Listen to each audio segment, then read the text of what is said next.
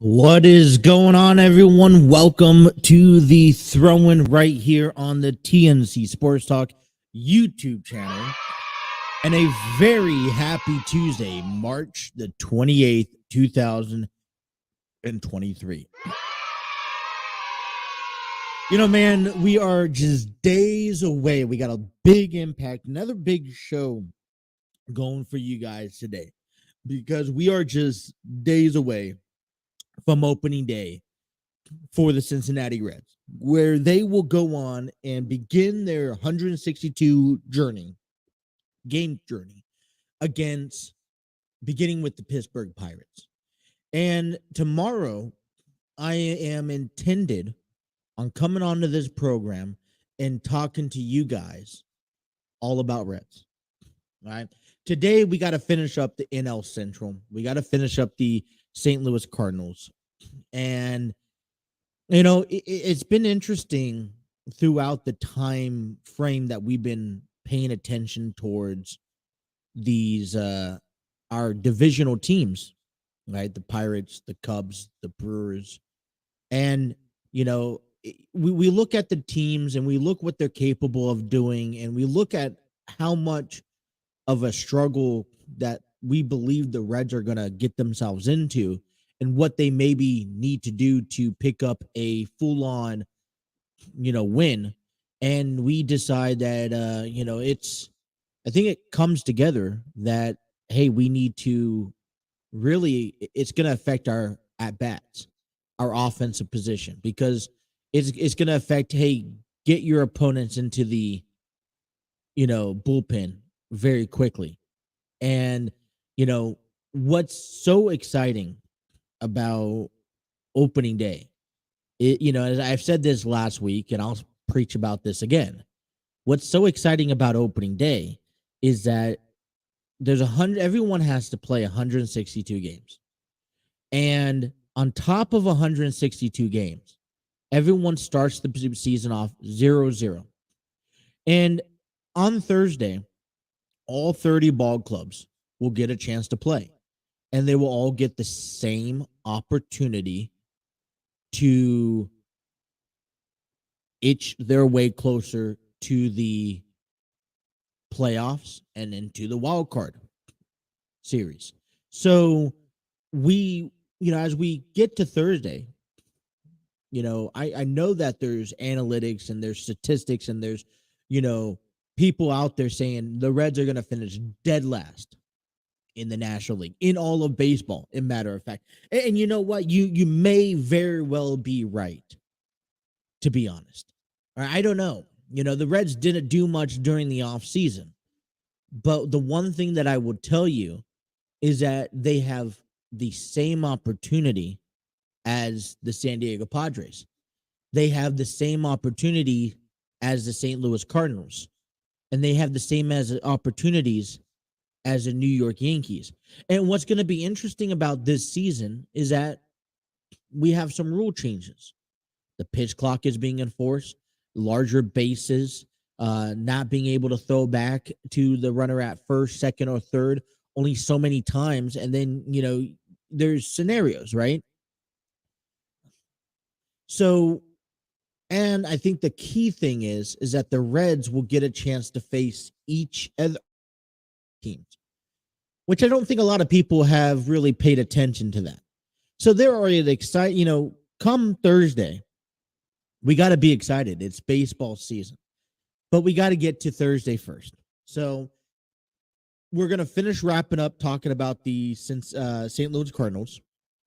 Today, we want to kind of shift a little bit from on the field to what we could be seeing at Great American Ballpark. Why should we fans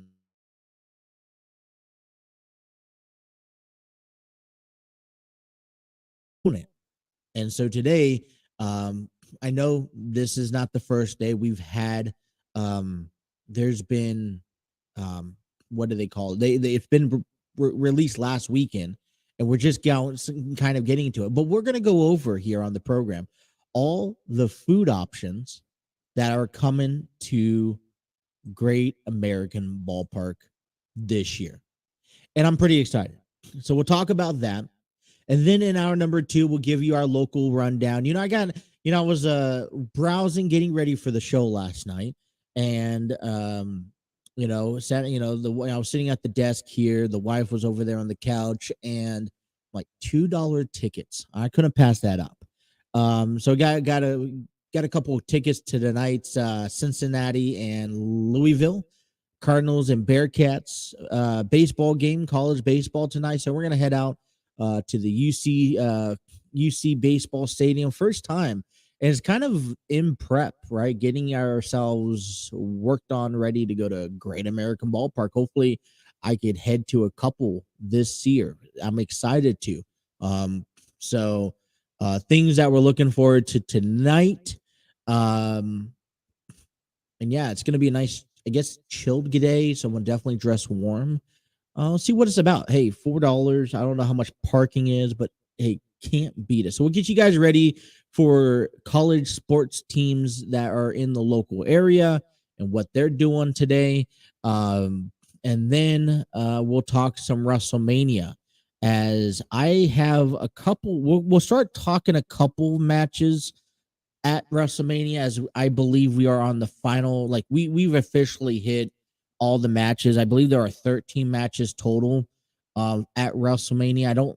I mean, maybe there's always a possibility that rumors could have lingered about an additional match that we may not know of. And I guess we're gonna start comparing matches. Raw last night, and we'll get to that in a minute, kind of solidified the last match of for WrestleMania.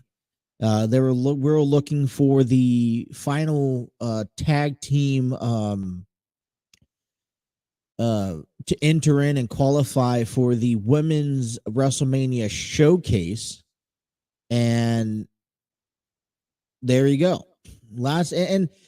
So we see the last and final official, all well put together match which Liv Morgan will take on, and Liv Morgan and Raquel Rodriguez will take on Natalya and Shotzi, and that will take on Sonya Deville and Chelsea Green and Ronda Rousey and Shayna Baszler.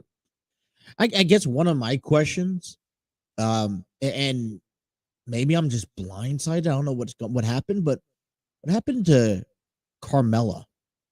And it's been a couple weeks. I haven't heard anything. If you guys know anything, please let me know. Why is she absent from WrestleMania this year? Or why she's not involved in a match? I have no idea. So if you guys have any of that information, please let me know. And then, so we'll talk about some of that. I also have a couple of, I have my top 10 wrestlers or fractions in that case, who could be promoted or called up to the main roster next week, which this is the time to do it. It's kind of been a notorious,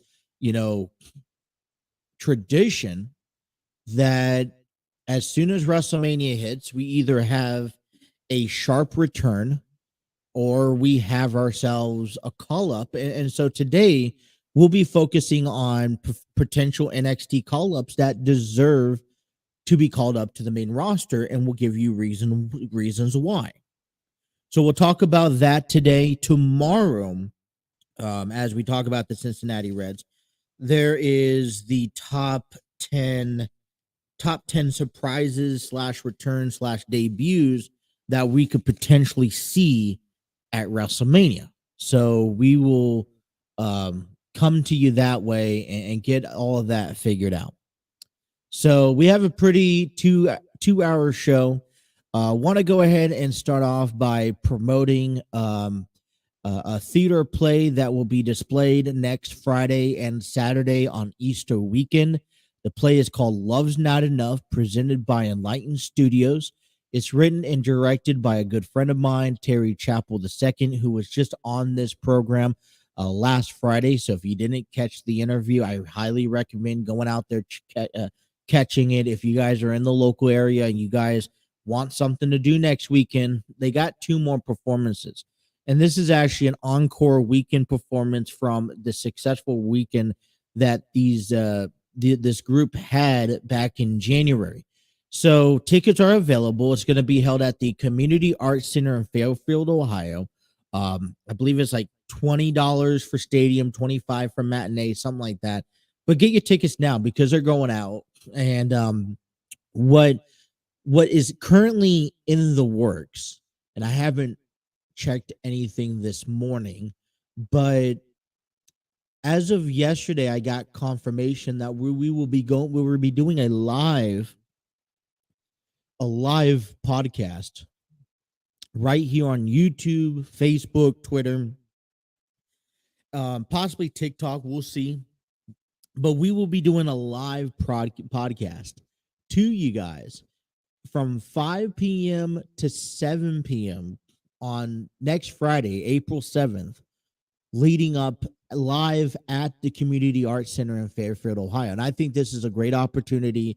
I've been getting a chance to chat with Terry off, in the Enlightened Studios, quite a bit over the last few days.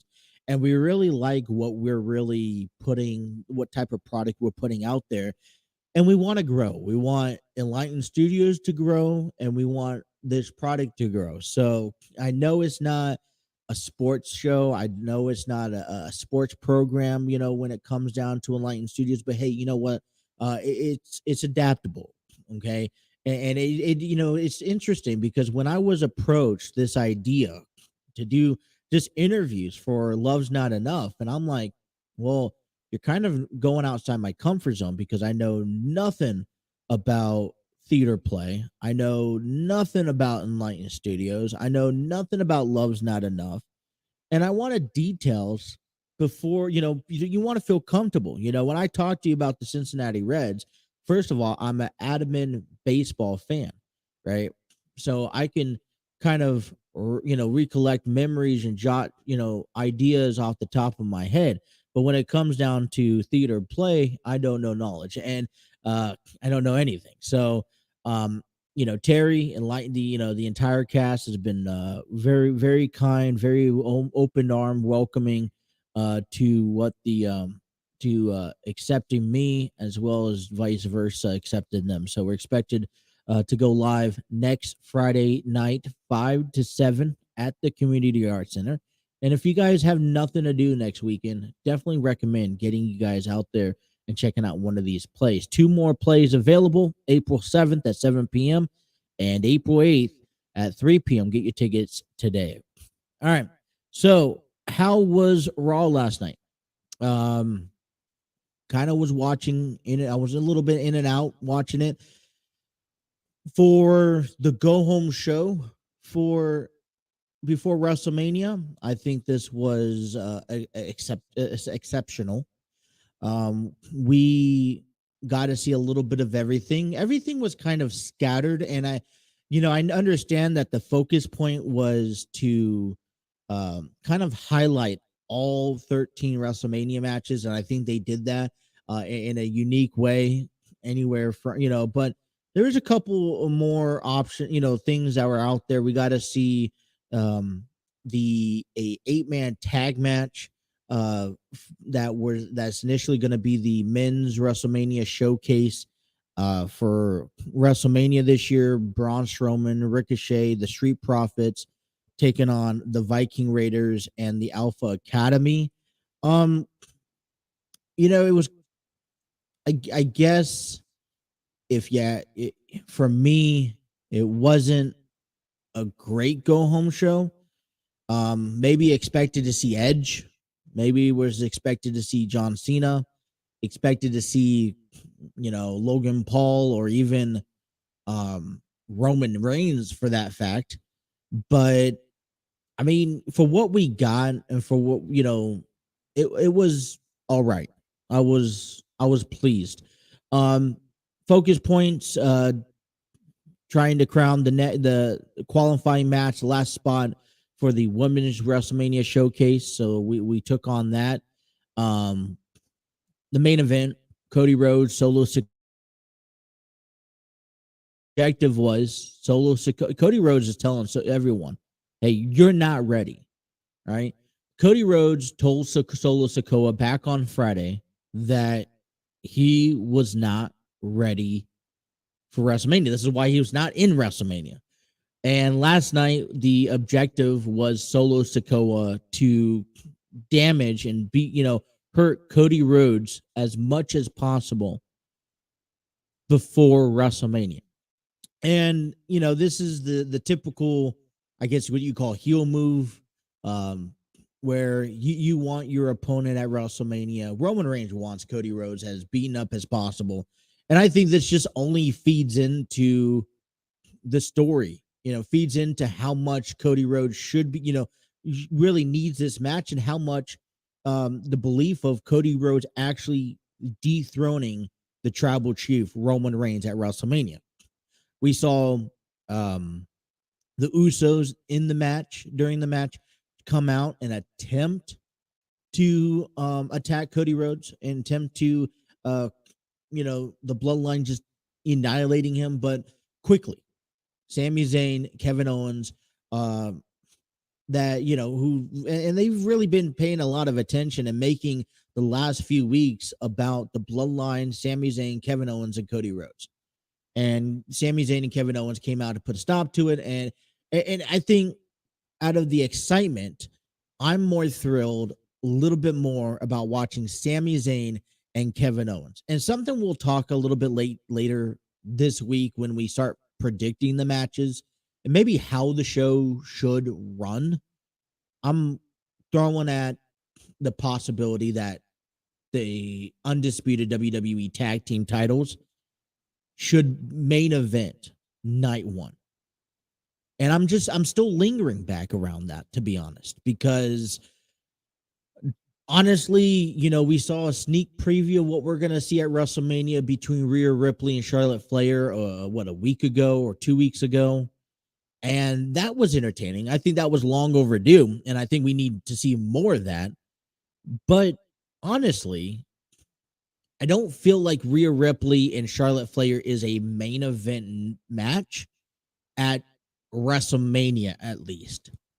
And so, and I think it would I think it's going to do injustice for the Women's Royal Rumble, because for consecutive years, the Women's Royal Rumble winner went on to not main event a night at WrestleMania, especially when now you have this platform of 2 nights where there's a clear opportunity to main event one of the nights at WrestleMania. So I'm a bit disappointed in how the process will be. And who knows? We may get to WrestleMania night one, and we may very well see Charlotte Flair defend her SmackDown Women's Championship against Rhea Ripley in the main event. But right now, as a fan, if I was booking the program, I'd say no. I'd say you keep the tag team titles up there at the main event thing right now in the WWE. So we'll talk a little bit more about WrestleMania throughout the program. We're just getting started here on a Tuesday. I want to give a shout out and welcome to everyone who is tuning us in on YouTube. Hit that like, share, and subscribe button. Be sure to have those notifications on and don't miss a single episode. If you guys are tuning us in,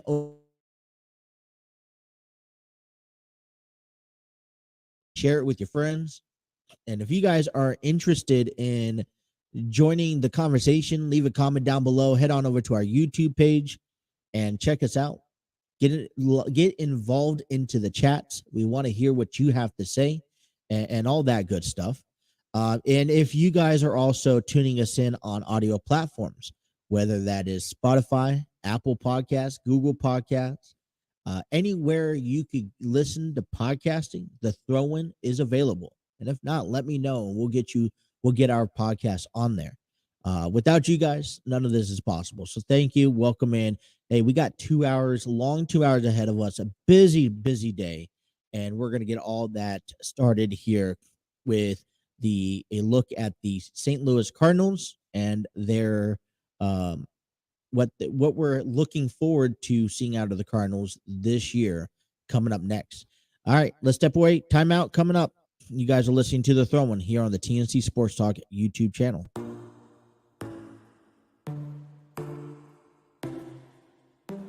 Inside your bedroom, we stopped counting the days, lost in the rhythm. Physical silence, no need to speak a word, laying here beside me. Don't wanna move too fast, your lips on my flask, sipping on your love, sipping on your love. I never dared to ask if we're gonna last. I'm needing all your love, needing all your love. Oh, when oh my God, you know you're playing your cards so right. Oh, I was looking for hearts, just in the dirty clubs and diamonds. Take me, oh my God, oh, but we'll hold our faces straight. Oh, I was looking for hearts, I was looking for hearts. Your blood is pumping, I feel it in your veins, surfing your heat waves. Your taste is different, somehow it makes me brave, chemical nature. Don't wanna move too fast, your lips on my flask, sipping on your love, sipping on your love. Oh, when oh my God, you know you're playing your cards so right. Oh, I was looking for hearts, just in the dirty clubs and diamonds. Take me, oh my God, oh, but we'll hold our faces straight. Oh, I was looking for hearts, I was looking for hearts, hearts, hearts. I was looking for hearts, hearts, hearts. I was looking for hearts. Oh my God, I'm a fool. Thought I'd never fall into you. Oh my God. Oh my God. Oh my God. It's so cruel how I'm loving the things you do. Ooh, yeah. Oh, when oh my God, you know you're playing your cards so right. Oh, I was looking for hearts, just in the dirty clubs and diamonds.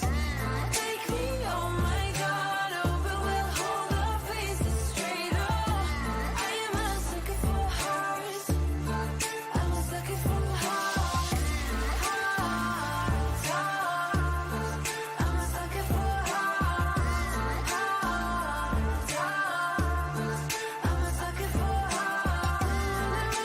First, your lips on my flask, sipping on your love, sipping on your love. I was looking for hearts.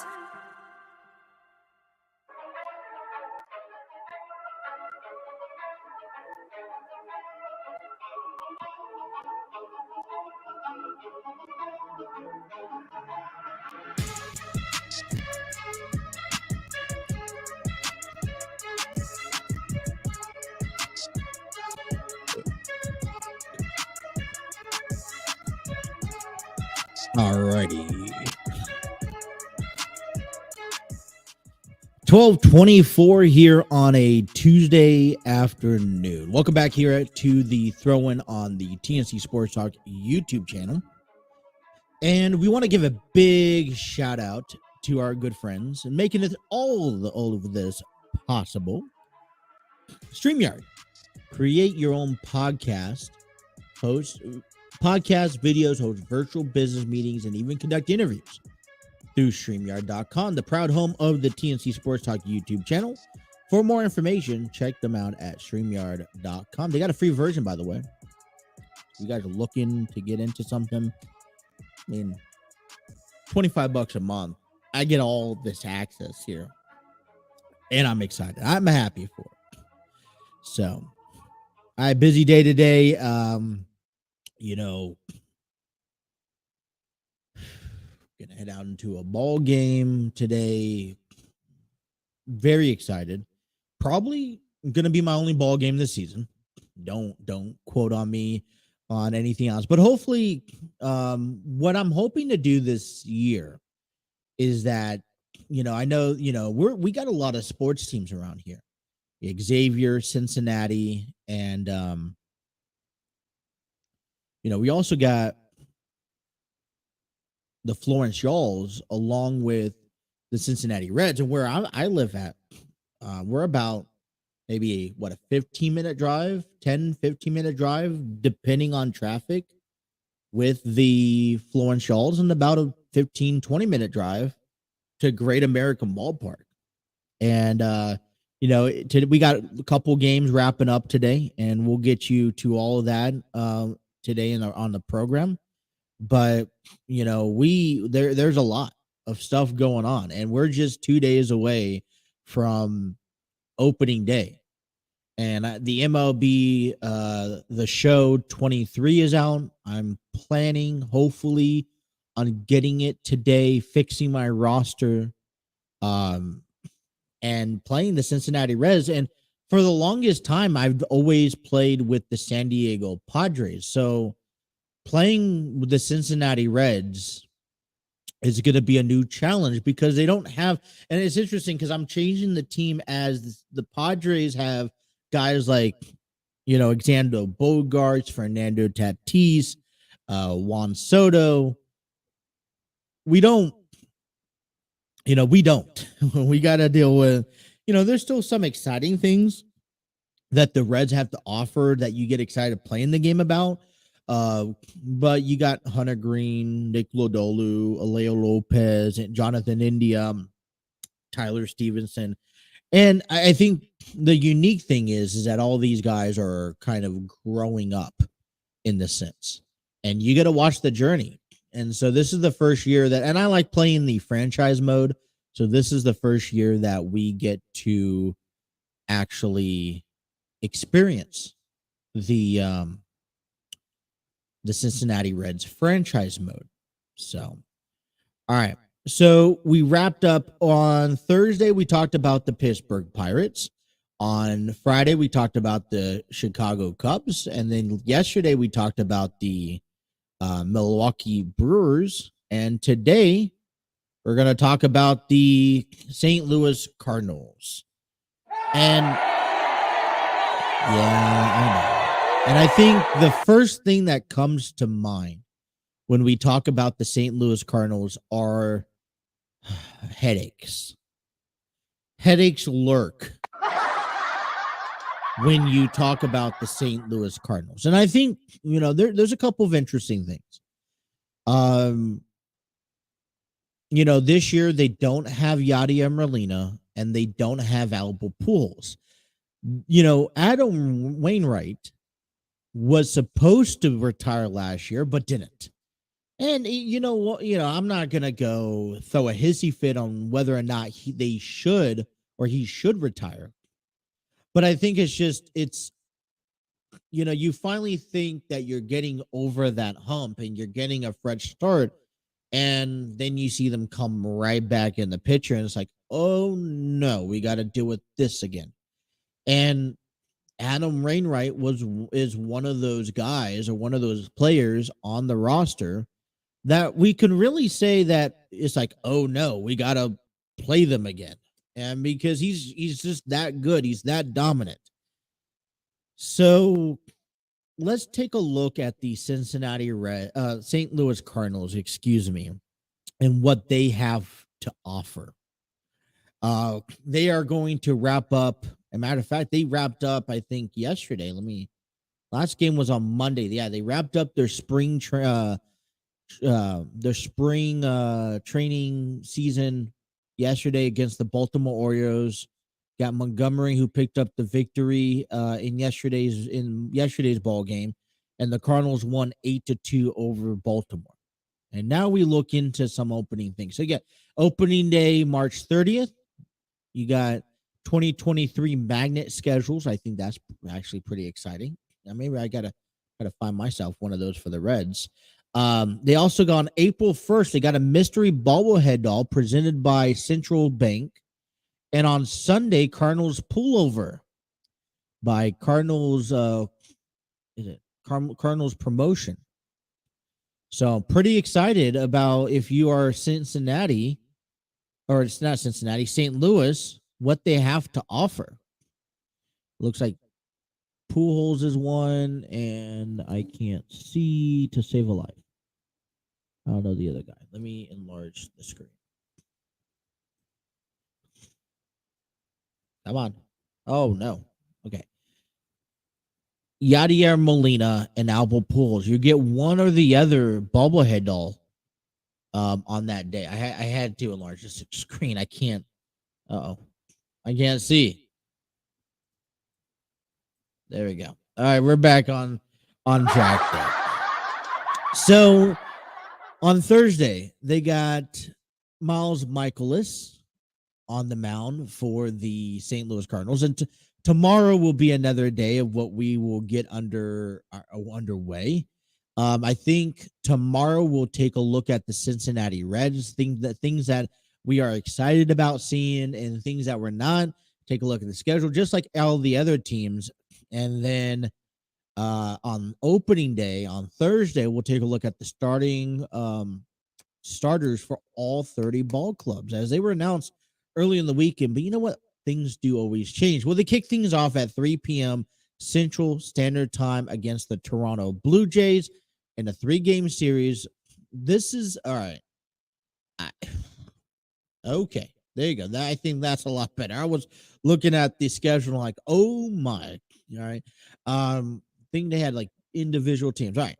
So then they roll on over in a 3-game home series against the Atlanta Braves before they kick on a 6-game road trip. And that 6-game road trip will be in Milwaukee and in Colorado. And as I mentioned yesterday, Milwaukee and St. Louis are going to be the two teams in this division that every time when they play each other, you got to stop what you're doing and pay close attention to them. Because I feel that these two teams are going to be the decision and play a huge role in how the season for the Reds, Cardinals, how the season in the NL Central overall is going to go. Then they come back home after the Colorado Rockies for a 4-game series against the Pittsburgh Pirates and a 3-game series against the Arizona Diamondbacks. They have the day off on April 20th to head on to a nice, pretty long stretch West Coast Series road stands.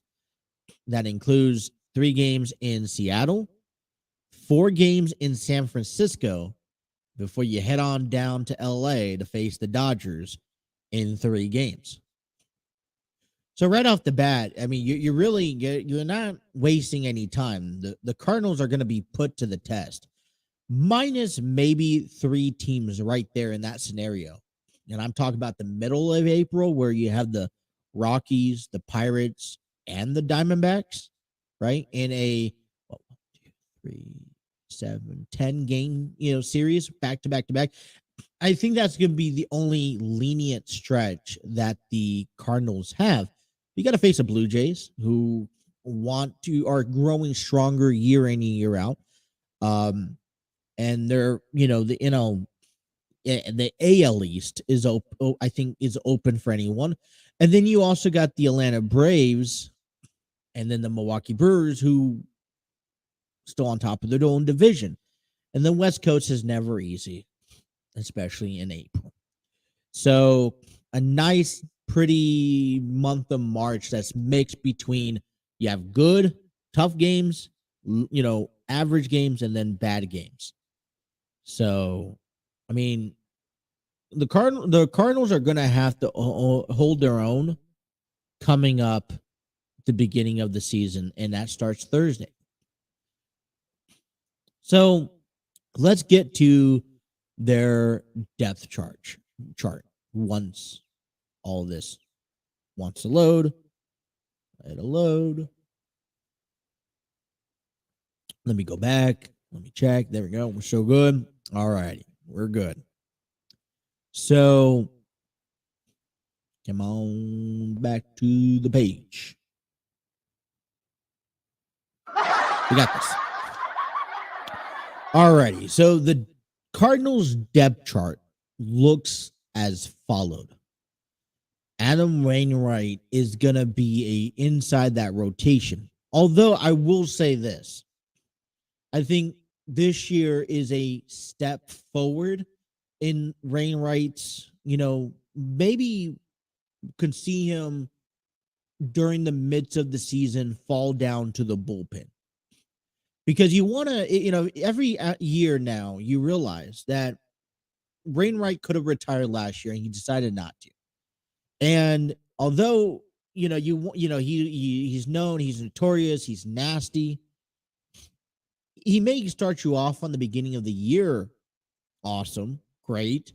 You get down to, June, July, August, you may want to make sure you throw in a Steven Matz, who sits here at the bottom of the rotation.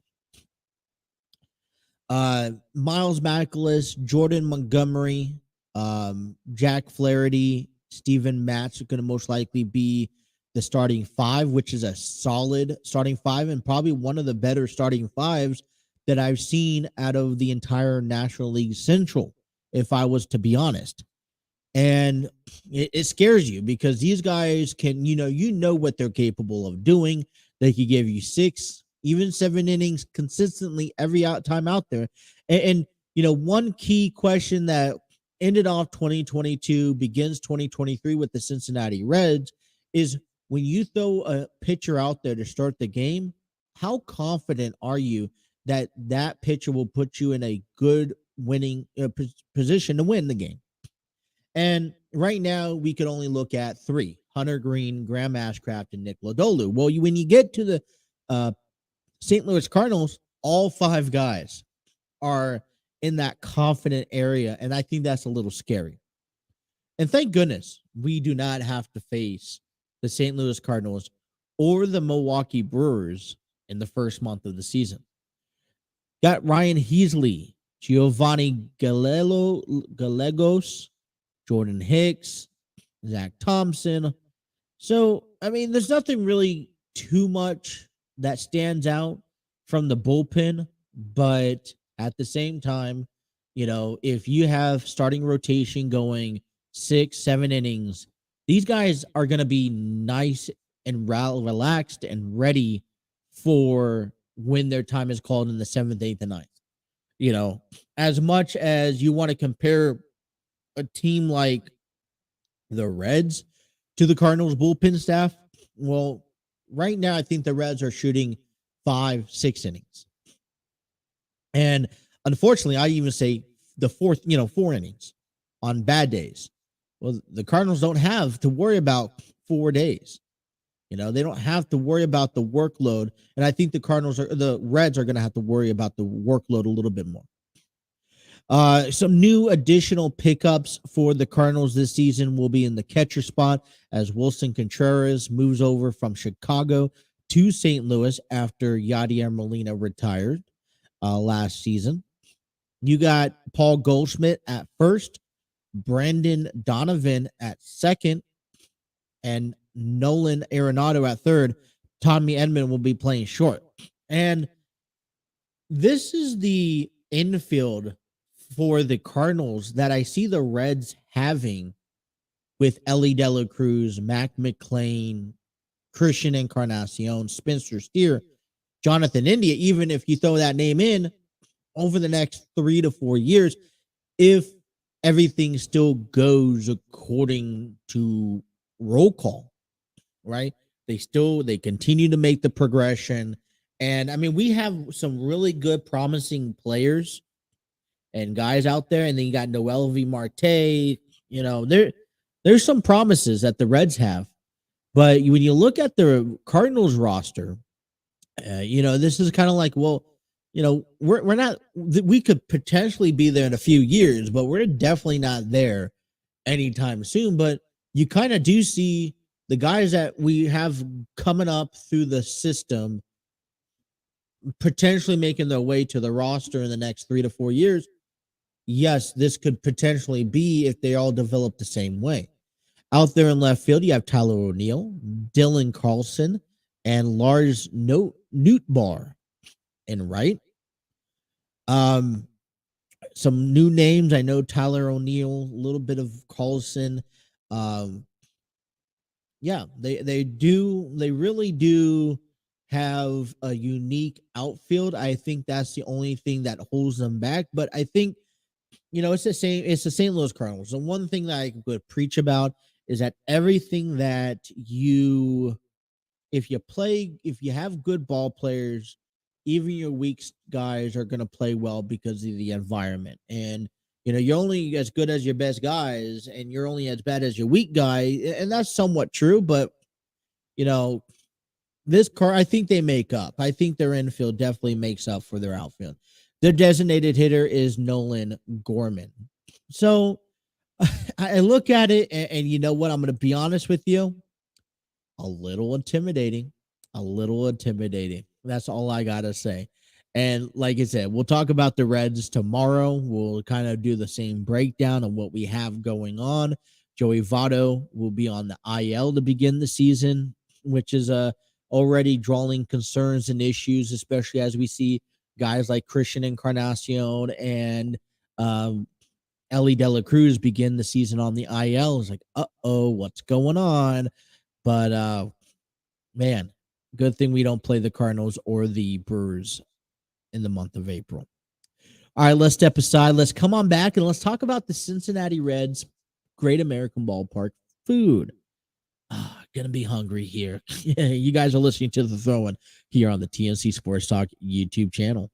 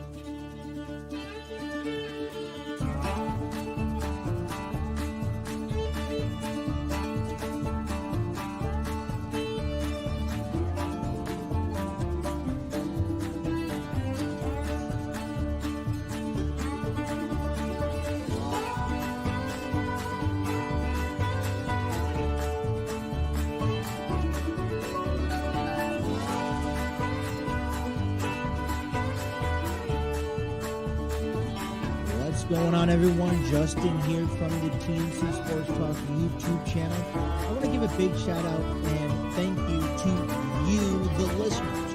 That's right. Without you guys, none of this is possible. I would also like to take the time and invite you out to our merchandise page, thanks to T Public. Our merchandise page is where you can find all of our brandings from the Throw-In, which is currently active weekly, to the TNC Sports Talk official brands, to either the prior shows that was part of the TNC Sports Talk Foundation. Within all the brandings, you can select t-shirts in both men and female sizes, apparel such as hoodies, kids onesies, kids t-shirts, phone cases, notebooks, coffee mugs. They have a vast majority. This is why I love T Public. And right now, if you spend $80 or more, you get free shipping. And so we want to invite you out to our merchandise page by heading on over to tpublic.com/user/TNC-sports-talk, or even use the QR code up in the right-hand corner. We want to thank you guys again, the listeners, for supporting us, and we hope to see you guys out wearing our merchandise.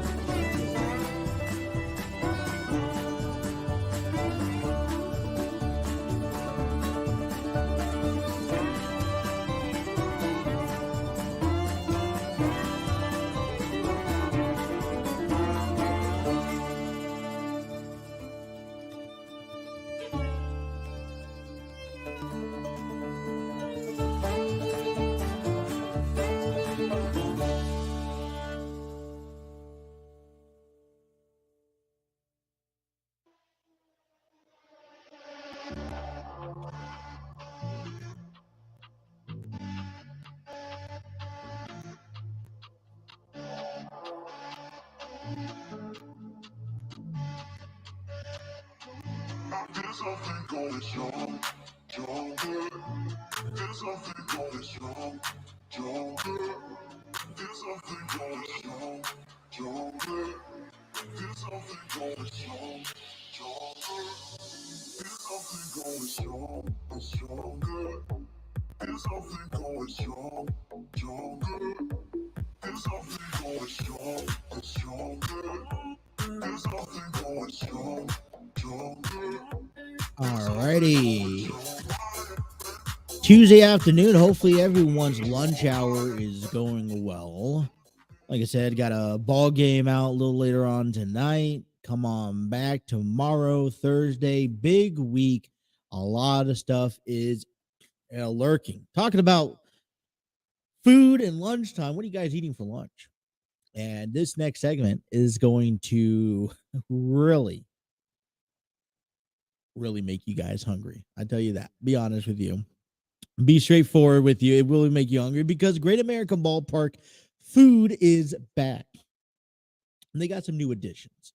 You're gonna see you'll see Chick-fil-A at the ballpark, which I think it'll be nice. I think Chick-fil-A is a good sponsorship, but they got some other in-house, inbred food items that I want to share with you guys. And I looked at this and I was like, oh my, oh gosh.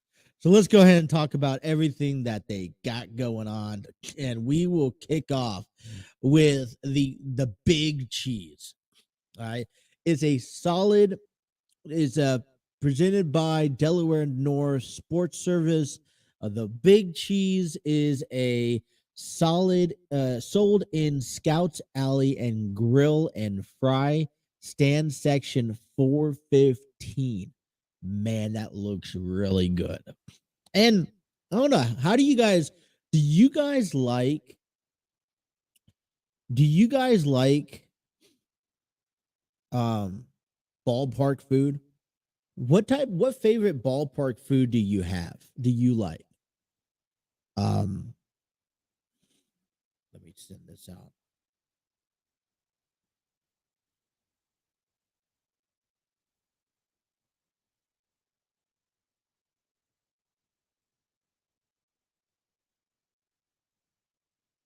All right.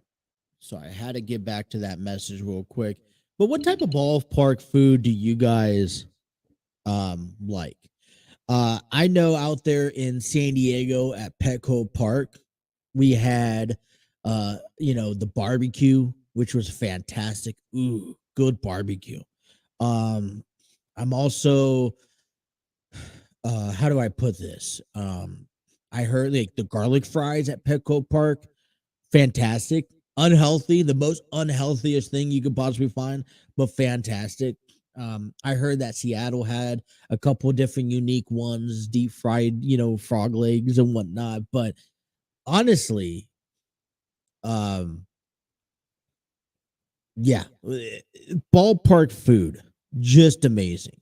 And so Cincinnati has their own release, and we kick things off with this big cheese burger.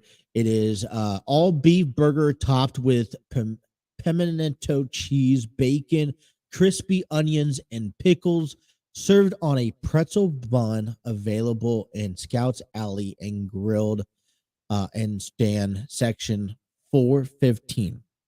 And I know when I get to the ballpark, this year. I gotta try some of these new ones. Um, some of them don't look as appetizing, but I will definitely try a couple of them. Next up, we have the split finger grilled split Gleyer's bratwurst, topped with sauerkraut, Bristow sauce, and mustard, served on a toasted Italian roll, available in Scouts Alley Grill and Fry stand at section 415 and food bar locations.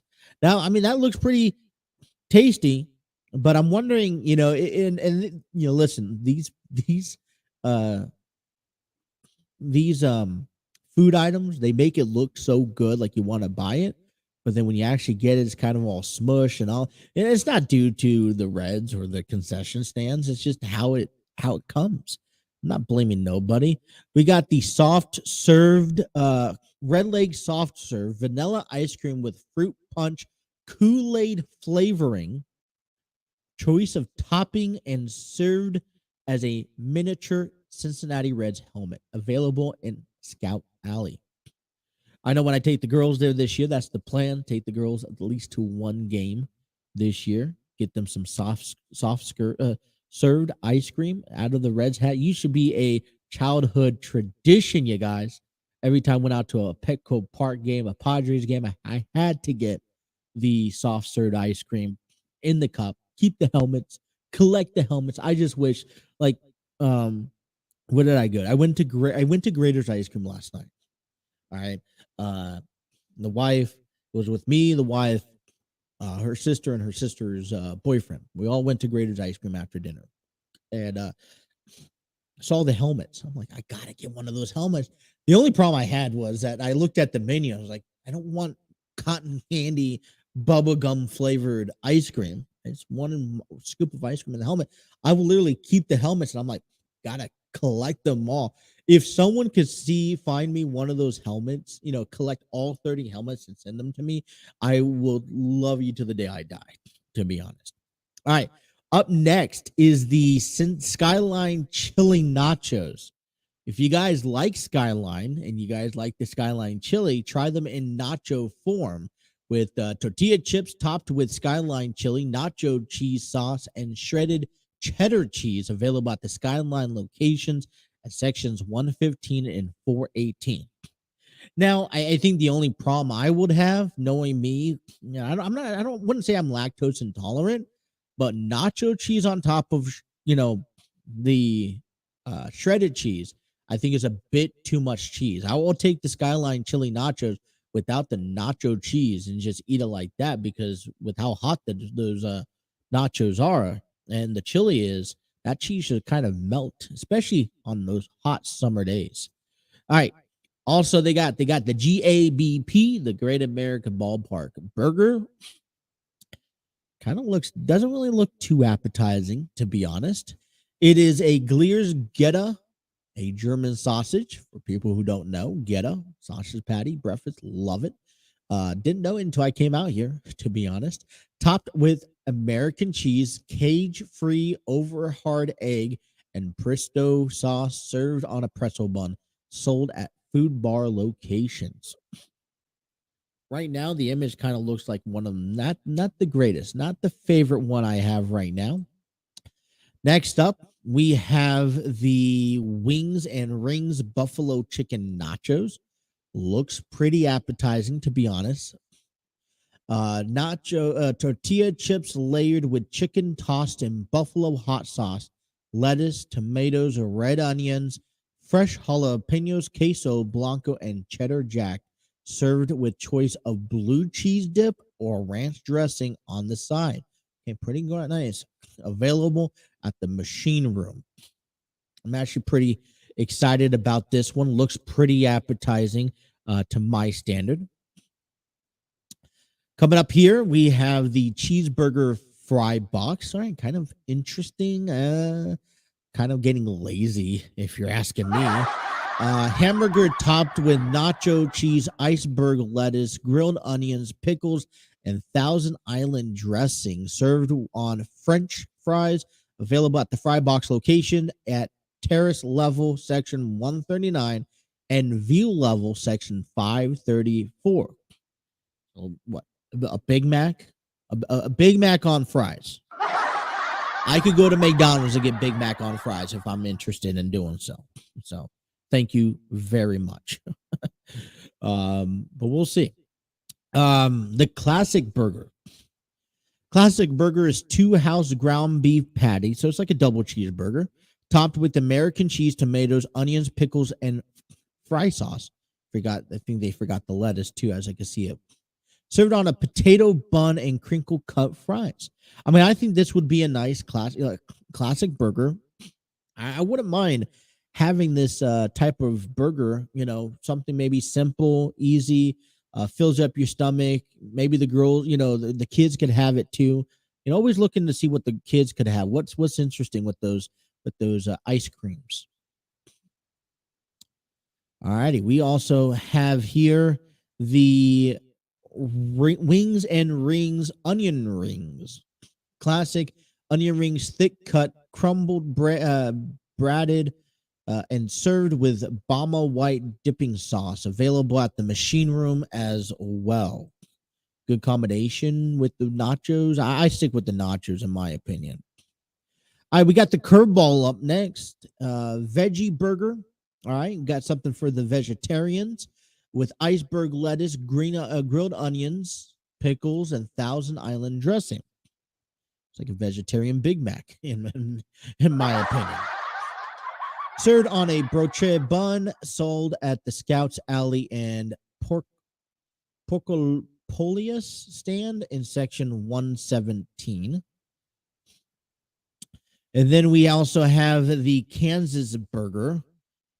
50 West Kansas burger, 2 house ground beef patties topped with American cheese, bacon, pickles, coleslaw, and barbecue sauce. A little bit weird combination there. Served on a potato bun and with crinkle cut fries. I mean, I would get my daughters the classic burger. Maybe they have a cheeseburger option. And then I would probably try one of, this. It'll be available at the 50 West location in section 131. We're almost done here. Bear with me because coming up next, we got the Geta pretzel bites. Gleer's Geta bites and mini pretzel bites topped with GTM queso or JTM queso, available at the Scouts Alley. Okay, whatever the JTM secret sauce. I guess the Geta sausage is what would get to me because just eating Geta plain kind of maybe would upset my stomach, especially on a hot day. This one doesn't really look too appetizing. Is the smoked pork loin sandwich. Smoked pork loin topped with pickled jammed jalapenos, onions, cucumbers, and barbecue sauce. Served on a brioche bun, available at the Montgomery in Smokehouse. So, all right. I mean, not too appetizing. There's a couple of ones going back through the list. Okay. I mean, Kansas burger, the curveball, the classic burger, definitely. If I try the other things, I want something else to try. I try the classic fry box or cheeseburger fry box. These nachos, these buffalo chicken nachos, I got to definitely try. I don't know about the Skyline chili, the soft served, the split finger I'll try, and definitely the classic burger. So some interesting things that the Great American Ballpark will have this year. So pretty excited and stoked out about that. All right, now our number one is home cooked. All right. Head on over to hour number 2. We'll get you around the trip of Cincinnati and local sports. Get you the the WWE 2023 Hall of Fame class, as a new member was added yesterday, as well as some WrestleMania matches in hour number 2. So let's step away. Come on back, the program. Thank you guys for tuning into the Throw-In, taking you up until 2 p.m. here on the TNC Sports Talk YouTube channel.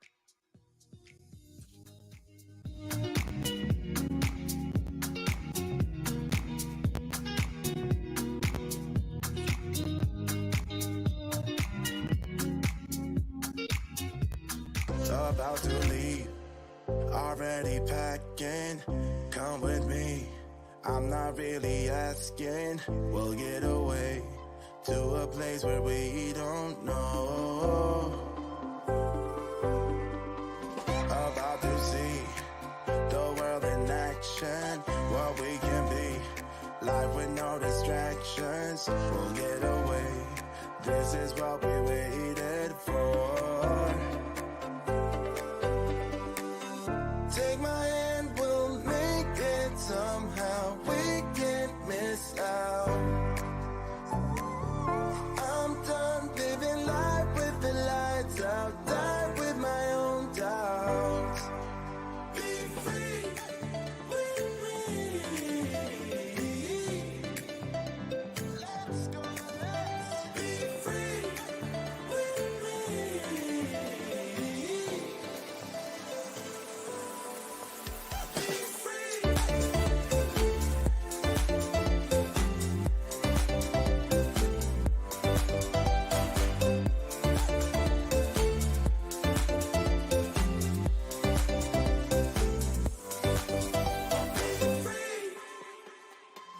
Not looking back, eyes on the freeway, Bonnie and Clyde, a classic cliche. We're on the run, this is what we waited for. Take my hand, we'll make it somehow. We can't miss out. I'm done living life with the lights out. Die with my own doubts. Be free.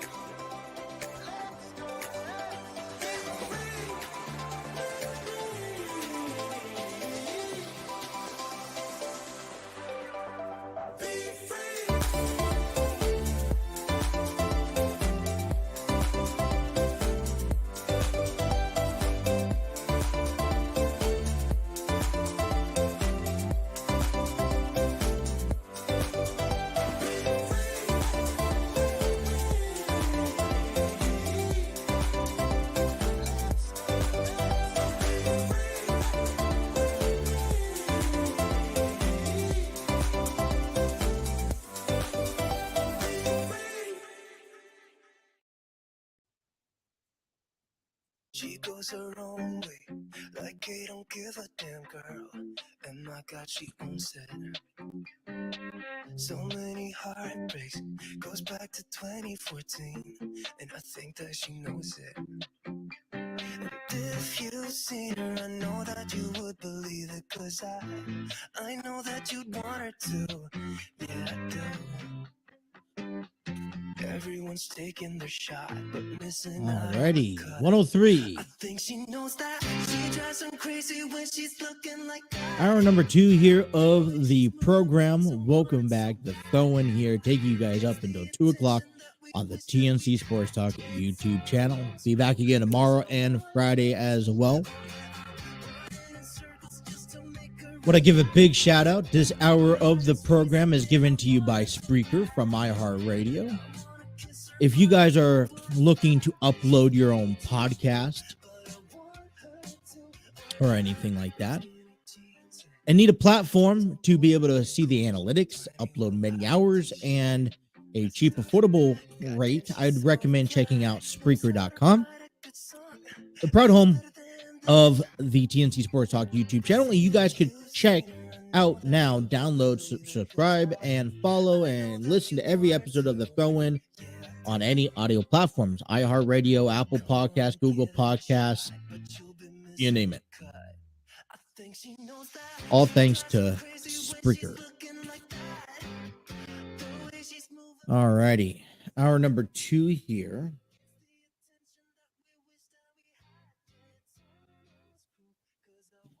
And still busy hour here awaits for us. We'll take a look at the locals. take a look at the local sports and everything, what's going around in Cincinnati. So, but before we do that, let's get to you a couple things, a couple of TLCs out of the way. And we're going to kick things off with the XFL. The XFL has, hold on one second. The XFL. I was just checking something. It's interesting. All right. XFL Week 6 wrapped up last night, where the DC Defenders remained undefeated as they beat the Houston Roughnecks 37-16 over this past weekend. The Seattle Sea Dragons beat Orlando Guardians. The St. Louis Battlehawks beat the Vegas Vipers. And San Antonio Brahmas beat the Arlington Renegades 15-9. Week 6 standings look as follows. DC Defenders remain undefeated in the North Division, having a 2-game lead over St. Louis Battlehawks, as the Battlehawks and the Sea Dragons are both 4-2 on the record, and the Vegas Vipers come into Week 7 1-5. The Houston Roughnecks, still, even though they lost yesterday, are still out in front, a game over Arlington Renegades, as Roughnecks go into Week 7 4-2. Arlington is 3-3. San Antonio is 2-4. And the Orlando Guardians have yet to pick up a victory. Week 7 of the XFL will give you all the highlights coming up, as their next game will be, as Week 7 begins on Friday. Alrighty. We also got some NCAA in the NIT basketball as going on tonight, as we have number 3 North Texas taking on number 3 Wisconsin at 7 p.m. tip-off. And then at 9:30, Utah Valley will take on the number 4 UAB. And that will be tonight. Talking about some other games going on around town here in the great Queen City of Cincinnati. College baseball. Tonight at 6 p.m., we have Louisville Cardinals taking on the Cincinnati Bearcats, and we'll talk a little bit more about that game, as I am intended to head down to that game. Xavier Musketeers will be on the road to face Ohio State Buckeyes. Xavier Musketeers goes into tonight's game 11-12, yet to play a game in the Big East Conference, as Ohio State is 0-3 in the Big Ten, as their record overall is 10-12. Other than the games noteworthy to mention, Kentucky Wildcats will take on Western Kentucky Hilltoppers tonight at 6 o'clock also. So let's talk a little bit about the Cincinnati Bearcats and Louisville Cardinals. Tonight's game is going to be aired on ESPN+. It is Will Ferrell night, and the first 300 guest fans will receive a Will Ferrell mini promotional poster. Now, I don't know if I'll be the first 300 guests, to be honest. It's kind of a little gloomy. Expected some drizzles in the afternoon. It's going to be game time, probably be around the 50s, 40s a little bit. Hopefully stay the entire game, but we'll see as rules change. Tonight, the number 11 Louisville Cardinals come into tonight's game, 19-4 on the season, playing 500 baseball in the ACC. Cincinnati Bearcats are 11-14 with a 0-0 record in the AAC.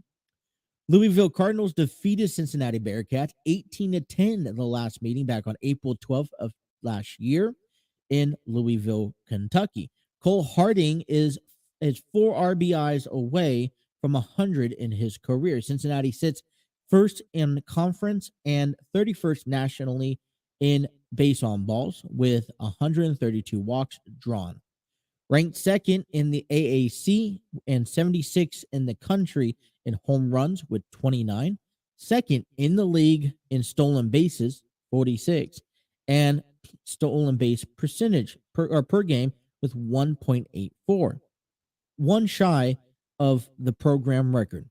Louisville dropped 2-1 against Notre Dame over the past weekend. The Cardinals battling the Cardinals are batting .308 heading into tonight's game and holds a 3.46 staff ERA.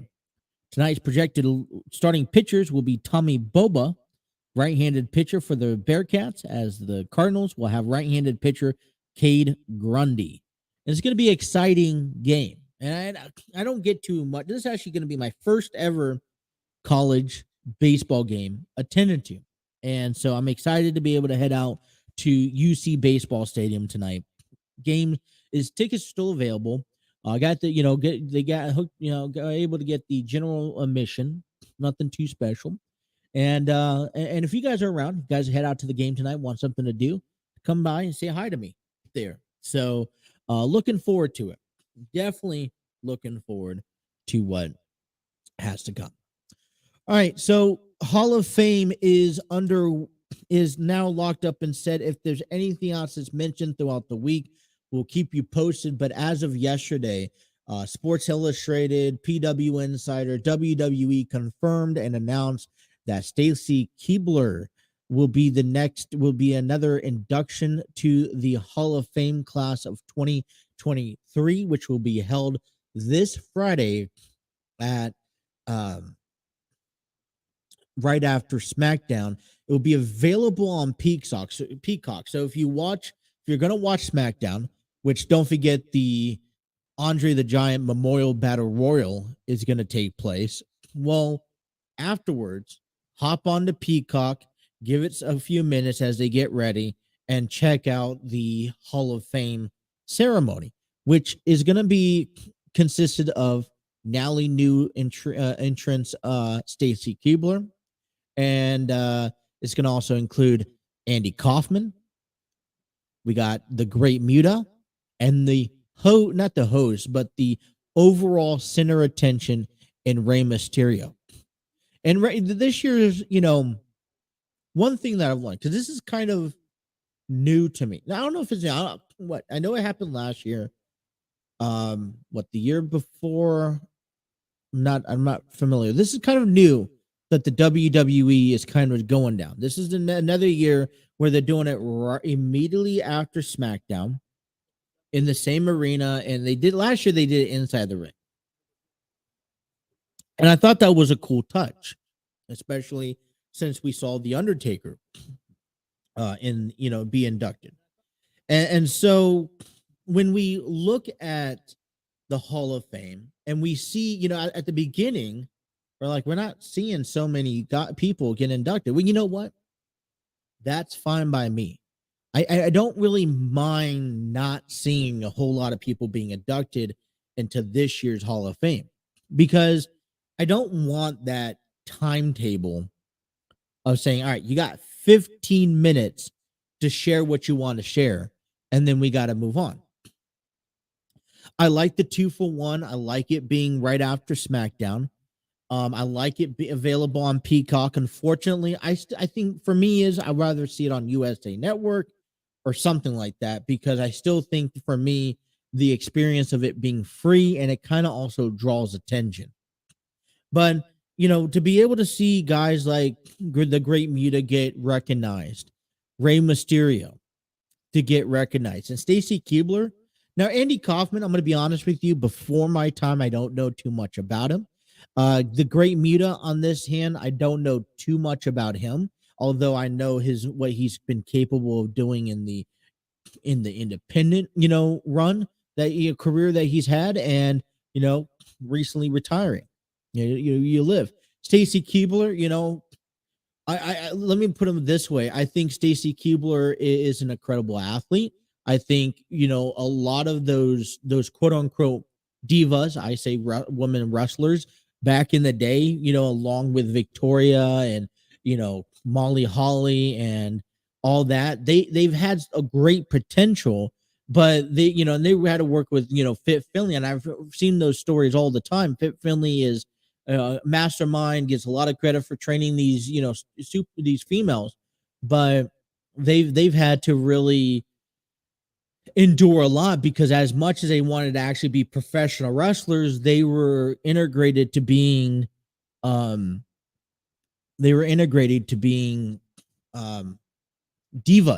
of having to do diva stuff. So congratulations to Stacy Keibler. and then Rey Mysterio, which you could only say so much on Rey Mysterio. So that is your 2023 class of Hall of Fame. And like I mentioned, if there's anything else expected to step away, to come up at WrestleMania, we will surely hear about it. All right, let's take a timeout of the program. When we come on back, we'll go ahead and break down the top 10 call-ups, potential call-ups heading into next week after WrestleMania. You guys are listening to The Throw-In here on the TNC Sports Talk YouTube channel.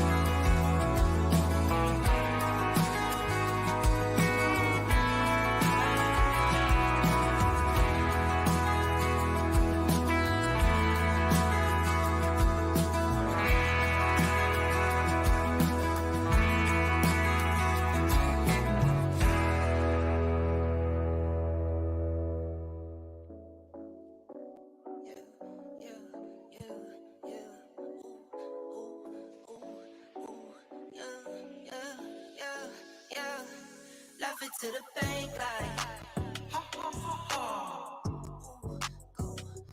left it to the bank like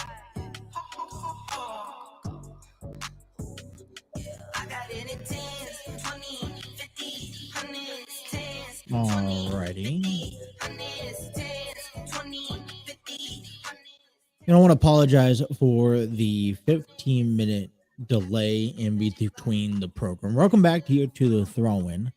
And for those who are watching us live and maybe catching this episode at a later date on our YouTube channel, Facebook, or Twitter, want to apologize. Doing a program at the house, you kind of get things mixed in and the availability. Well, over the weekend, we noticed that our dishwasher hasn't been draining the way that it's supposed to. So yesterday I called up the maintenance, the apartment complex, and they said, all right, we're going to send you a maintenance person out. But, they really don't tell you the time, the day. They don't notify you. They just show up. And, the wife was coming home and she noticed that a maintenance truck came in and, try to, indicated to me, hey, the truck came in and, we're possibly going to have the guy come up and take a look at our dishwasher. So, had the commercial break on a loop in the event of that. And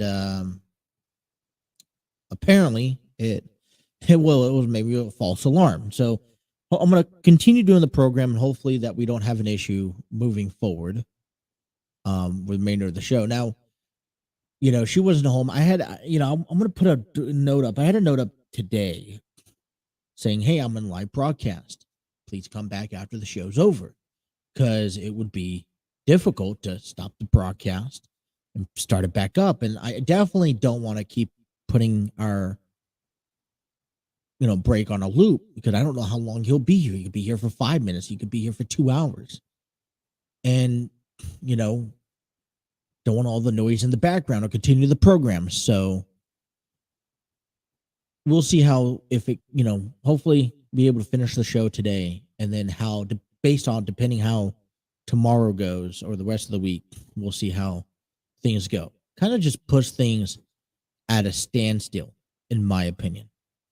All right. So coming up in this segment, I want to go ahead and talk about, the big question for after WrestleMania. And I know it's a Tuesday. I know we're pretty early on heading into, hey, we still got to get through WrestleMania. We still got to get through NXT Stand and Deliver. But it's never too early to start talking about this list. And this list is wrestlers who could be who deserve to be called up post WrestleMania. And post WrestleMania is usually the Monday Night Raw after WrestleMania is the show where if anyone gets called up or if anyone returns, that's the place to do it. And so today we have 10 wrestlers down at NXT who are ready to be called up and should be called up if there is a call up for Monday after WrestleMania. And last year I was starting to say, and I kind of wish WWE does this, is that, all right, you call someone up on Raw and then you wait until SmackDown, call someone up on SmackDown, right? If they're going to be on the SmackDown brand. So that's kind of where, my thought is, but everyone still says, all right, it's the night after WrestleMania that matters the most. So we're going to start off with number 10 on my list, and that's going to be Pretty Deadly. Okay. It's a Kit Wilson and, Elton Prince. Pretty Deadly, listen, from, they're going to be hosting NXT Stand and Deliver this Saturday, and they draw a lot of eyes. They're really, they are a tremendous team. They feel like the part. They look the part. They feel like a duo who can be up at the main roster. They have that cockiness to them. They have that, glamorous persona. Kind of reminds me a lot like Breezango with Tyler Breeze and Fandango. Okay, they have main highlights of NXT. So they come in at my number 10, who you could potentially see if you're gonna make a call up. Here's one, a team or that can come up. Coming in at number 9 for me, Ilja Dragunov. Okay. And this one's kind of the opposite of Pretty Deadly. Doesn't really quite fit in NXT. He has a lot of talent, a lot of promise. I can honestly maybe see him attract himself to Imperium in a sense. He has the intensity. He works really hard. I think he'll be a great baby face or a heel wherever you put him up. But it just doesn't seem like he could catch a break in NXT. He just had this run feud with JD McDonough, and it seems like he'll be competing at Stand and Deliver. But realistically, when you look at the match and how Wesley is defending his title at Stand and Deliver, does he really fit the bill to win? Does he have the option to win? In my eyes, I say no. So we see, he could potentially get brought up because if you don't work in NXT, maybe you'll work in WWE, and if not, maybe somewhere else is where you need to go. Coming in at number 8, is Roderick Strong, and I think this is long overdue. The Undisputed Era has vanished completely. He's kind of like that lone wolf that's still hanging around at NXT. I've mentioned this before on programs where I feel like if you stay in NXT too long, then you start creeping the concerns and the problems of, hey, listen, we have, he was like, you may not never fit. I feel like Johnny Gargano was one of those guys who came up to the main roster a little too late. Tommaso Ciampa, they had a great run in NXT, but when it was time to call them up, they just couldn't. They never called them up in time to really get acclimated under the new call ups. So Roderick Strong doesn't seem to have any plans for NXT. He could help others look good, like Johnny Gargano, Chad Gable, kind of fit into the picture and see what clicks and what doesn't click. We also talk about post WrestleMania, and one thing that I've read in an article come post WrestleMania is that the Judgment Day is looking to expand, and there's a couple of people who they could attract attention to. Well, it's guys like Roderick Strong who may fit with the Judgment Day. Maybe not, maybe so, but that's an option for his call up, post WrestleMania. Coming in at number 7 is Dragon Lee. He's too good to remain in the developmental system. With Ray retiring, they kind of need another luchador in a mask, a masked luchador to make up to the main roster. We had Lince Dorado, Kalisto, and Grand Metalik, who all got released. That time has kind of shipped and sailed. So maybe we see Dragon Lee come up and kind of replacing that masked luchador role. Maybe also see him with the Dragon Lee, Santo Escobar. Really liking to see that type of feud. Coming in at number 6 on my list is Tiffany Stratton. One of the most promising talents, very still young in the promo, strong promos, convincing character, in-ring work is improving significantly. A lot of times you can only do so much at the NXT level, and if you're making the progress that Tiffany is making, having her progress continue to work at the major league level is something that could be suitable. It's like baseball. There's only so much that AAA and the minor league system could provide for a player, but a lot of times you need to get that. The only way you're going to get better is to get that major league experience. And so that's why we hope guys like Ellie De La Cruz and Christian Encarnacion Strand all come up this year, because they need major league experience. Just like a wrestler, sometimes you need to step up to the next level in order to see yourself excel. Coming in at number 5 on my list are the Creed brothers. They'll be in tag team action this Saturday at NXT Stand and Deliver. A lot a lot to offer when it comes to tag team division. And I think that's maybe one key point going back to Pretty Deadly on reasons why these people should be promoted up to the call up to the main roster.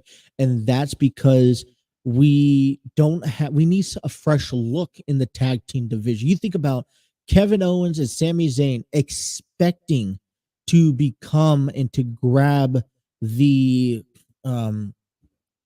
NXT or the undisputed WWE tag team championships, right? Well, when you need that tag team division. We've seen the Street Profits before. We've seen the Viking Raiders and Alpha Academy all in that picture. We need some new tag teams to come in, freshen up the page, give new rivalries, new battles, and all that good stuff. That's why the Creed brothers make my list at number 5. Coming in and at number 4, I think this is also a long overdue. You could see him he really made a ship change over the last year. This is another guy that's kind of been in the NXT developmental a little too long.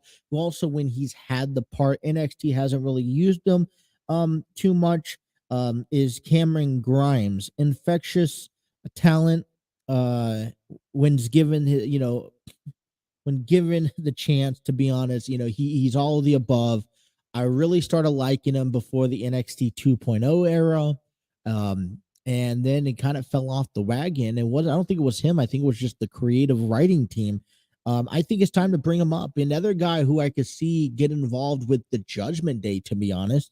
In the sense of, building on, if you want to test NXT stars that you think are ready to get brought up to the main talent, but at the same time not quite ready, or you want them to ease them in, throw them with the Judgment Day. And I think this year, I've told you guys, Judgment Day is one of those groups that are going to expand throughout the year and have a lot of success.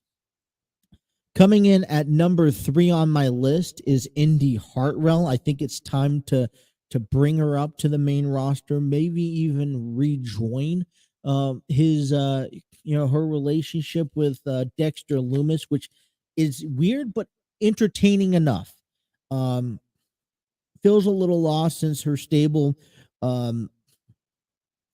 mates moved on to the main roster. I think it's time. He receives listen, her involvement with Dexter Loomis was electric. It was a lot given to NXT, and I think I like to see that in the WWE, especially sooner than later, because the longer I think you wait off on it, the harder it is to bring it back. And why fix what's not broken? I mean, that's one of my biggest problems with WWE right now. And I'll tell you this, all right? WWE has a habit of doing this often. You can see this in the WWE 2K23 video game. Okay. When you play the legend mode, right, where, he's the next big star, the next big thing, and he gets brought up, and then he wants to change his character from, you create his character and then he becomes the quote unquote lock. And then he kind of battles against Shawn Michaels, saying that, hey, this is what worked in the past. This is what made me me. And this is what you guys brought me in for. And Shawn Michaels like, no, we're going to break you down and re-image you. Well, I mean, especially, that's kind of how NXT does run things. You re-image someone. I mean, look at Butch, for example. Pete Dunne was incredible in NXT UK, incredible in NXT, got brought up and had to get brought up as Butch along with Ridge Holland and Sheamus. Now, I don't think it's a worse. I don't think it was, a bad thing that you teamed up with Ridge Holland and Sheamus, but at the same time, changing his name to Bush, changing his image and his character. And I'm like thinking to myself, like, dude, this guy was a battle. Like, this guy was crazy. And then you bring him up to the main, roster and completely take that away from him. And now there's talks and reports about him trying to come back as this Butch guy, as Pete Dunne. And I don't know if the character has kind of been too far away that it would do any difference or do any better for Butch. So, I mean, same thing with Indy Hartwell and Dexter Loomis. What they had going in NXT was awesome. You know, you bring it up to WWE, if you change the image, you're going to probably ruin what was good to begin with. Coming in at number 2 is Carmelo Hayes, receiving a big Plottis full package. He's the it factor. And I think he, you say, well, where does he fit in the main roster? I think he fits as a singles competitor. I think he fits well within a fraction. And who says? I would say he fits well on the Raw roster with the Hurt Business, who I've been, who I've been hearing rumors about reuniting. This could be a new image. Maybe you move away from Bobby Lashley and moving with Carmelo Hayes as that future with Cedric and Omos and all that stuff going on. I can see Carmelo Hayes beating Austin Theory for the United States Championship at WrestleMania Backlash and start taking that new face, that new role, keep on pushing. And Carmelo Hayes, he has it. He's great on the mic. He's amazing in the ring. You've seen him win championships, and man, I there's nothing more better I can't say about Carmelo Hayes. Last but not least, and I think this one is definitely well noted, and that is going to be Braun Breaker. Braun Breaker is one of the guys who I said last year, he was in conversation for many of us, including this program, that Braun Breaker could dethrone Roman Reigns. And, through creative writing, Braun Breaker has been up and he has been down in this sense. He's been carrying that NXT championship on his back. He's been carrying the NXT, and he looks like he's having fun at this. How many guys as big as Braun Breaker, throwing guys around, wrestling with them, he's having fun. And I like him. He deserves to be up in the main roster. Now, where does he fit on the main roster? I don't quite know. But it's time to bring him up there. I mean, you're going to bring him up or not. So there's a handful of guys, men and women, that I believe deserves to be brought up next week post WrestleMania. And I guess the ultimate, decision is we're going to have to wait and see who gets brought up at WrestleMania, after WrestleMania. Could we see, and this was my theoretical thinking, and I don't know if you go down this route, whatever the case may be, but I was thinking 2 options. I was thinking LA Knight, either LA Knight or 3 options now, LA Knight or Happy Corbin, who comes out during WrestleMania not having a WrestleMania match. They're bummed, they're upset, they think that they deserve one, and boom, Braun Breaker comes out, handles business, takes care of them. Complete. The other one is Bobby Lashley. Now, I know he's kind of in set and in tone for the Andre the Giant Memorial Battle Royal this Friday night on SmackDown, but he was initially invited to WrestleMania to face Bray Wyatt. Now, taking away the side, whatever happened to Bray Wyatt, it is what it is.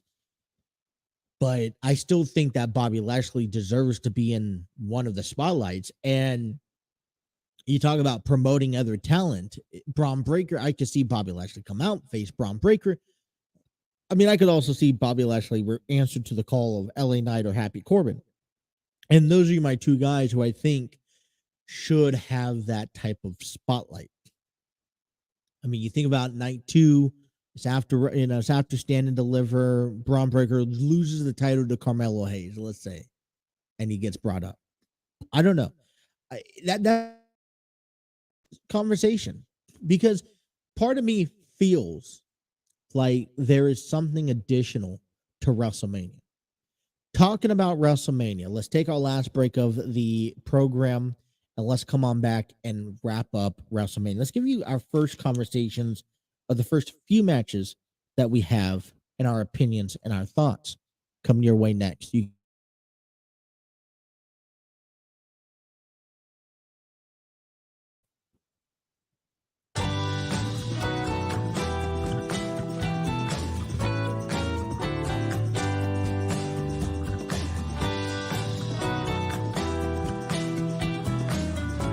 as an actor, director, while you're playing multiple hats, can you just quickly elaborate, maybe a quick summary of what this play is about? Love's not enough. So, as we know, I mean, the title speaks for itself.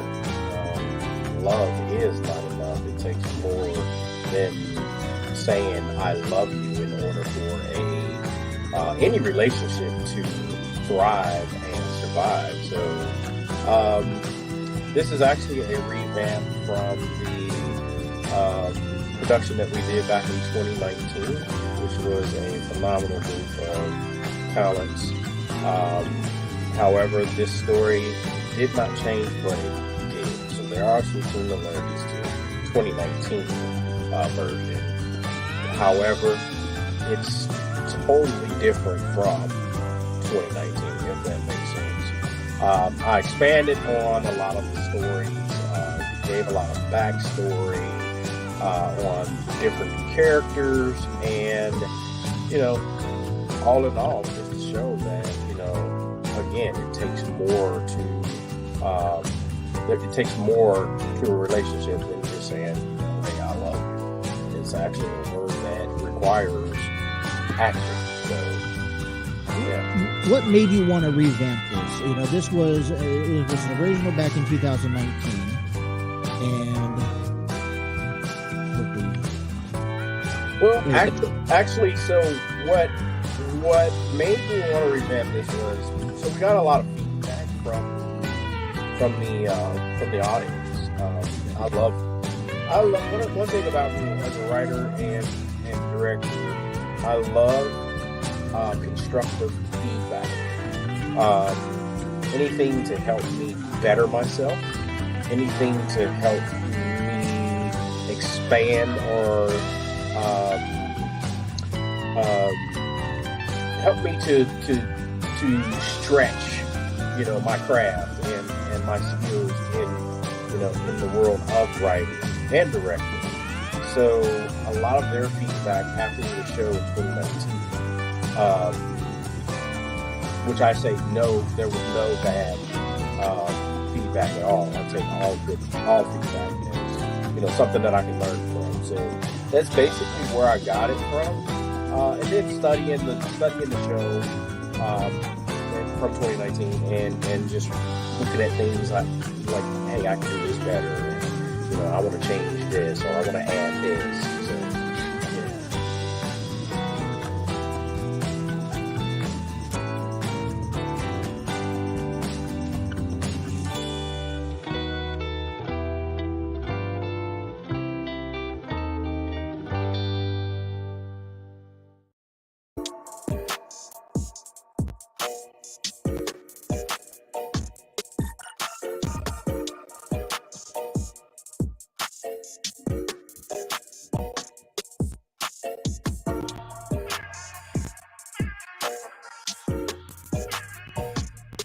alrighty. NXT is live tonight. A NXT Go Home show before NXT Stand and Deliver. Check them out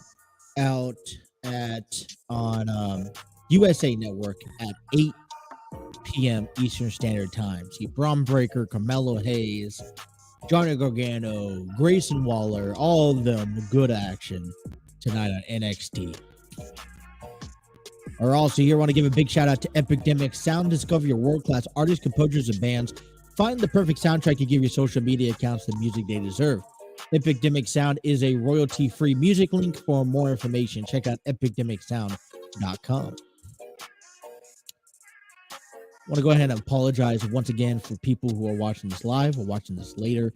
That 20 minute dead period of constant commercial break. Like I said, expecting a maintenance man to come over and do look at our dryer who that won't be draining. Took a look at it. The filters clean. I mean, took apart the dryer. I don't want to get too deep into it, or else I'll not know how to put it back together. So thought they were here for that. They end up taking off, and so I guess we're waiting. And that's the it's an apartment complex. So I don't know when they're going to show up. They could show up today. They could show up tomorrow, whatever the case may be. But I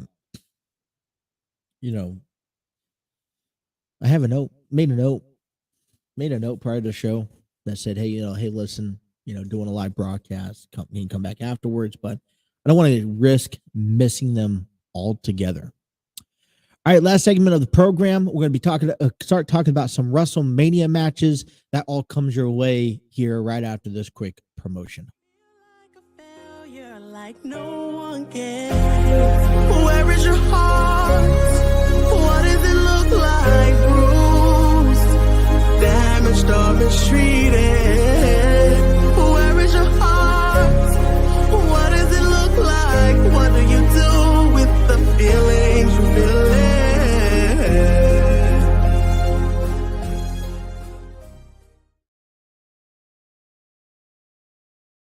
Alrighty, and that being said, we want to go ahead and promote once again Love's Not Enough, a theater play presented by Enlightened Studios, written and directed by Terry Chappell II.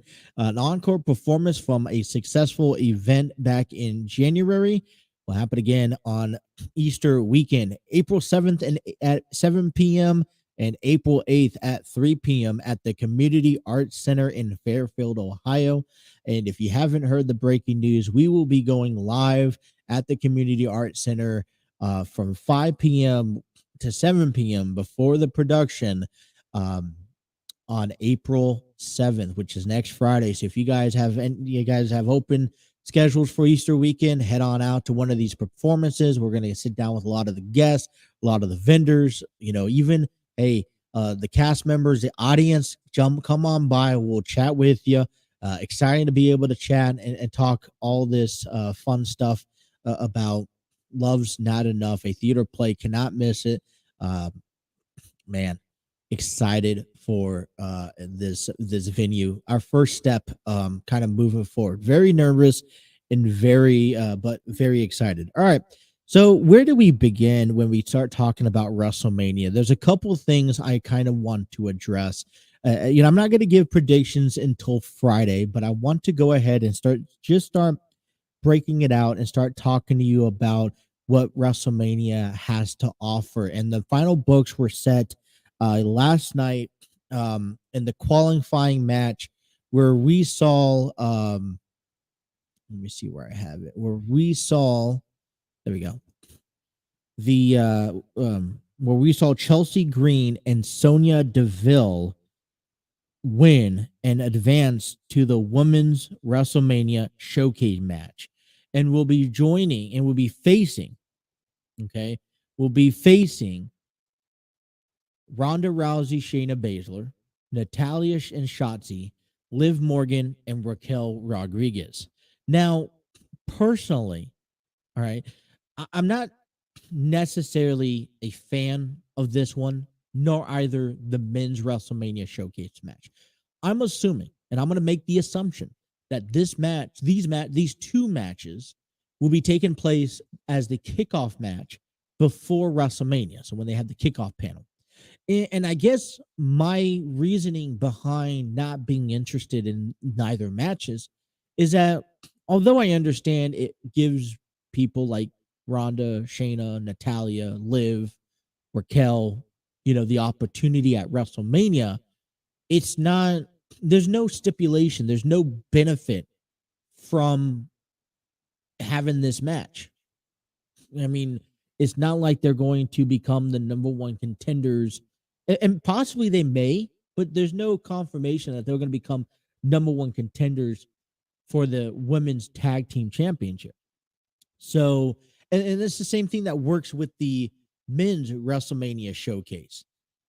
We have Ricochet and Braun Strowman taking on the Street Profits, taking on Alpha Academy, and taking on the Viking Raiders.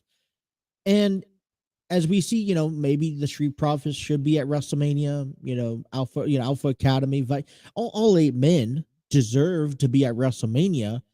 But nonetheless, I don't believe that these men, there's really nothing that gravitates my attention to watching it. So if I watch the kickoff panel, which I get lazy a lot of times, and trust me, when they just sit there and they talk about WrestleMania, I do get lazy, but maybe when I'll watch it, tune into it, not really gonna care. Now, is the winner of this match gonna go on and face who the undisputed WWE Tag Team Champions at Backlash? I don't know. So I guess overall, there's really no stipulation or there's no honorary reward compared to like Andre the Giant Memorial Battle Royal, which will be on Friday, that comes with these two matches. So I'm not really just too fond of them, not really too happy. There are a couple that I am wanting to start talking about. And the first match I think of is going to be Braun Strowman and Brock Lesnar and Omos. And they're going to go one-on-one. Now, I've heard kind of some insights of how this match came across. It was supposed to be Brock and Bray just didn't think this wasn't going to sell. And honestly, I don't know if this one is going to sell also. Because as I mentioned to you, I know, I appreciate how Brock is, this new informative of Brock Lesnar, this new character, exciting character. It's been fun because every time we've seen Brock Lesnar, he's been excited to watch, to watch him compete in the ring. What he's done at SummerSlam, facing Roman Reigns last year at WrestleMania, just this and that, facing Bobby Lashley a few times over the course of the year. I mean, so he's been fun to watch, but he hasn't really picked up any big victories, and he's kind of been on that downhill spiral, if you ask me. And so, picking up a win like Omos will get him back onto that winning streak. But then let's look at Omos for a second, because he's kind of, he's gone on, he's had some matches. I'm assuming he's worked pretty hard trying to train and continue. And, this is that one thing, one difficulty when you have a big man, a tall man like Omos trying to be in ring, it's either you can move around like Braun Strowman or Yokozuna, who are just flawless in the ring, or you're stiff as a cucumber and you move around like like Giant Gonzalez. And at the beginning of the career, Omos was a Giant Gonzalez in a sense. So it would be interesting, and what I'm paying attention for this match is how well Omos moves in that ring. Is he in ring ready? And especially on his own. Now, Brock Lesnar's in there. He's going to help him. He's going to help Omos, sell some stuff for him, definitely make it challenging and make it interesting. But if Omos loses, everything that MVP is trying to build, everything that Omos is trying to move forward with, if he can't beat the beast, then where does he go from here, to be honest? Because it's now you're going to have a chip on your shoulder moving forward. If you don't beat Brock Lesnar, that no matter how much success you have, you're not going to be able to beat the man. And Brock Lesnar is still considered to be, quote unquote, the man. If Brock Lesnar loses too, he just kind of still is on a downward spiral. And Brock Lesnar's wrestling matches, I feel like he could still go, but could be numbered. And so, this is really taking a huge hit, although understanding the purpose and the understanding behind this match and, hey, let's help Omos get over. I think that this is just one sticky match that if you win, you lose, it hurts tremendously out of one of the opponents, which is also going to make it interesting to watch as well. This is one of the matches that I had to get up and go to the bathroom with, to be honest. I want Brock Lesnar to win. I like Brock Lesnar, to be honest. I think Omos is the one to get over with, and then I kind of question the future for Brock Lesnar and what else is he going to do? All right, let's keep on moving forward, because we also want to talk about this match, because I don't know. It kind of rubs me the wrong way. Seth Rollins and Logan Paul. Okay. And I say it rubs me the wrong way because these are two men who don't have um, a rhyme or a reason. Seth Rollins wants a WrestleMania match, and he almost finds himself without a match like he did last year. But then you see Logan Paul, he had to take it. So Seth Rollins had to take it to social media to find himself a WrestleMania match at WrestleMania. And he goes out and he calls the shot, saying, like, dude, Logan Paul, you're a social media sensation. Great. You don't belong in the ring. And I don't disagree with him. But what Logan Paul has done over the last year and a half in the ring is undeniably, you cannot, it's undeniably remarkable. And you cannot not pay attention to it. All right. Logan Paul has proven himself that you could get into in-ring shape and he could have put on some really good matches. I wouldn't say that they're 5-star matches, but they're really good matches. All right. Over the last, I say 3 to 4 years, to be honest, Seth Rollins has taken that back seat to the face of the company. Yes, he's had to carry on and hold Raw together over the last year, and he was named the workhorse of the year, but he's doing it without a title, which I do give a lot of credit to. This match at WrestleMania, though, Logan Paul, Seth Rollins, although it fits, although it works, and although both men know how to carry themselves, and I think this is going to be a really good match. Who do honestly, I think it's a little sad that Seth Rollins has to refer back to social media to get a WrestleMania match, and it has to come under the hands of Logan Paul. Don't want to disrespect Logan Paul, absolutely not, but Logan, Seth Rollins going Logan Paul. I feel like this is like a Big Show Mayweather match almost in that Hall of Fame kind of celebrity match sense. And last but not least, the match I really want to wrap up our program with today is talking to you about the 6-woman tag team match. And that's going to be Damage Control taking on Becky Lynch, Lita, and Trish Stratus. Now, I was very excited to see Lita and Becky Lynch become the women's tag team champions. And I think for a moment, although plans change, we were looking or expecting to see Lita and Becky Lynch, face Ronda Rousey and Shayna Baszler at WrestleMania for the Women's Tag Team Championship. Now, if that's the case, I think Trish Stratus would have had a one-on-one match with Bayley, and I would have been fine with it. And I'm fine with this match, and I think this works perfectly. It's interesting because Becky Lynch is another name who is at the top of that women's division who doesn't have to rely on a title to carry them through. Now, I think this match does more wonders for Damage Control because Dakota Kai and Io Sky will get the platform of a lifetime, and every opportunity counts. And even if you make that 1-year WrestleMania appearance, make the most of it. So for Damage Control, I really say, listen, just enjoy it. Also, to be able to step in the ring with 2 Hall of Famers in Lita and in Trish Stratus, I think is also much more remarkable. These are 2 women that we grew up in the WWE in the early 2000s watching revolutionize women's wrestling, in all honesty. I think this is really much of an easy one-sided victory. WrestleMania match, WrestleMania moments, great to see Lita and Trish Stratus and Becky Lynch to head over. But then I think next, coming up the night after Raw, all seriousness aside, let's focus in on that women's tag team championship reign.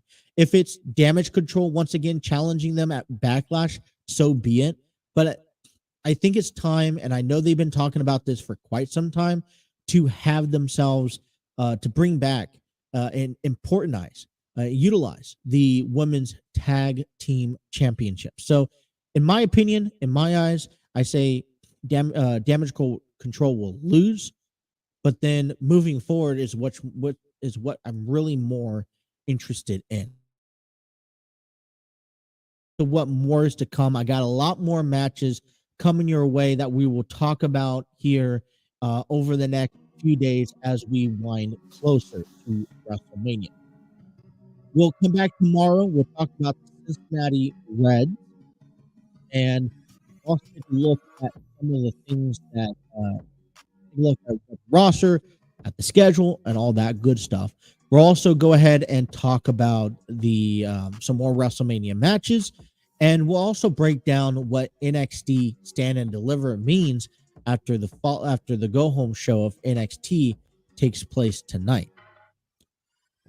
All right, so we got NIT tournament tonight, some college baseball games, and a lot still more to come. We'll still come back tomorrow and cover a lot more of that stuff. Thank you guys for tuning in. Appreciate everyone being patient with us today. And until tomorrow, you guys enjoy the rest of your Tuesday. You guys take care. You guys were listening to The Throw-In here on the TNC Sports Talk YouTube channel. Take care.